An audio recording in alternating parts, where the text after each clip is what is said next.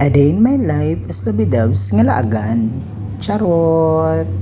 So for today's video, andito po tayo sa Municipality of Bilyaba, Leyte.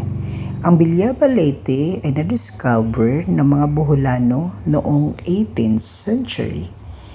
At noong unang panahon, ang tawag sa Bilyaba ay Hamindangon.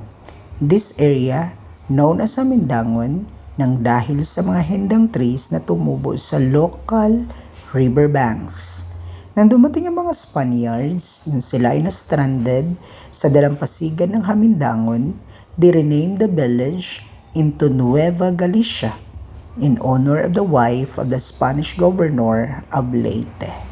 Ngunit ng kalaunan nang dumami ang mga tao at lumaki ang komunidad, the Spaniard colonizers changed the town's name from Villanueva Galicia into Villa Alba.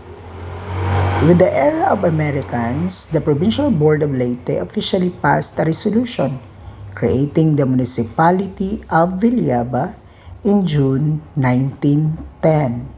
Hanggang sa kasalukuyan, yun pa rin ang kanyang pangalan. So yun po ang kaunting kaalaman para po rito sa Municipality of Bilyaba. Ako po'y papunta na sa terminal ng Bilyaba, Leyte dahil ako po'y pupunta sa Palumpon, Leyte. At habang nag-aantay ng pasahero, pumunta muna ako sa palengke para bisitahin sila Nanay Gloria at ito aking nadatnan. Mga preskong guso, lato na kanilang mga paninda.